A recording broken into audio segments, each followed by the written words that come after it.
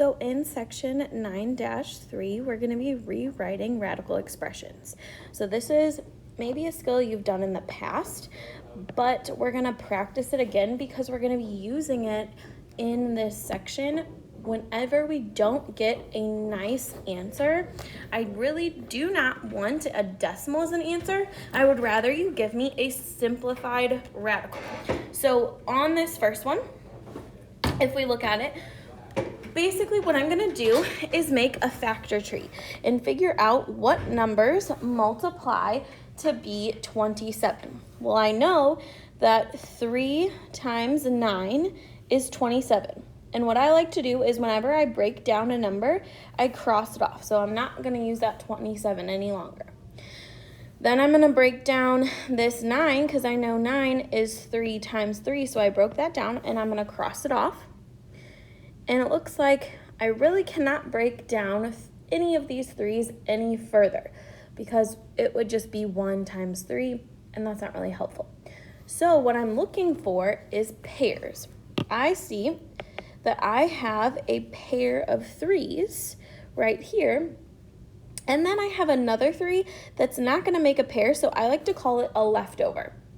So what you're going to do is you're going to put your pairs on the outside. And since we had a pair of 3's, you're just going to put 1 3. And then your leftover 3 is going to stay inside the radical. Okay, so let's practice that again. 36. We can break down to being 6 and 6. So whenever I break it down, I cross it off. And we could continue to break these numbers down, but it's already a pair. So if I have a pair with no leftovers, that means that the square root of 36 is 6. Okay, let's look at some more examples.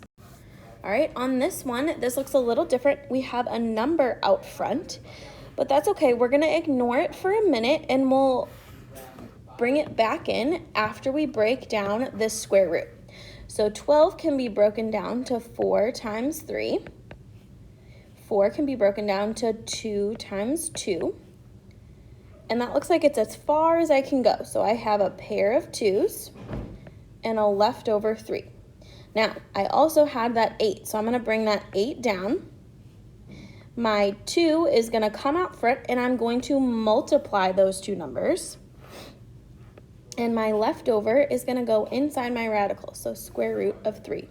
Now out front, I can multiply those two, so I would have 16 square root of 3. All right, let's do the next one. Let's break down that 20. We'll come back to the 2 in a minute. 20 could be 4 times 5. And that 4 can come down to 2 times 2. And it looks like that's as far as I can go. So I have a pair of 2's and a leftover 5. So I'm going to bring down that original 2 that was there. And my pair of 2's is also going to come out. And I'm going to multiply those two numbers. And then my square root is going to have that leftover 5 underneath it. So out front, I can multiply these, giving me 4 square root of 5. Alrighty, on this one, let's break down that 50. 50 could be 5 times 10. And remember, there's not always one exact way you could do this, but in the end, you should still end up with the same numbers. Okay, so that 10 can break down to be a 5 and a 2. And it looks like that's as far as I can go. So I have a pair of 5's and a leftover 2. So my pair of 5's is going to come out front, and my leftover 2 is going to stay inside the square root. All right, if I break down 250, I'm going to do 25 times 10. And then I know that 25 is 5 times 5. And 10 is a 5 times a 2. And then it looks like that's as far as I possibly can go. So I have a pair of 5s, but I have a leftover 5 and a leftover 2.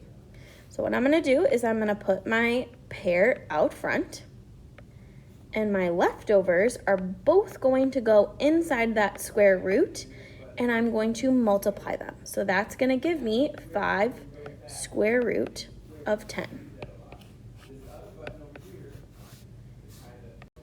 Alrighty, let's break down 35. 35 could be 5 times 7. And it looks like that's as far as I possibly can go. So I do not have any pairs. So these are both leftovers, which means if I put them both underneath my square root and multiply them, I'm going to stay square root of 35. That was as simplified as it possibly can be. And that's okay if you get problems like that where you try to simplify and it doesn't. I would just leave it just as it is. Okay, let's try 42. If I break down 42, that would be 6 times 7. Cross out that 42. 6 can break down to 3 times 2. And it doesn't look like I can break anything else down any further. So these are all leftovers. None of it breaks down any further, so they're all going to stay underneath that square root being multiplied, which means the square root of 42 was as simplified as possible. Alrighty, let's look at this last one. We have a negative 23 out front, which is okay. We're just going to leave it out front. We're not going to do anything with it. And then we have 162. So I'm going to break that down. I found that 6 times a 27 is 162. I know that 6 can break down to 2 times 3. And 27 can break down to 3 times 9. Okay, so I broke down that 27. I'm going to cross it off.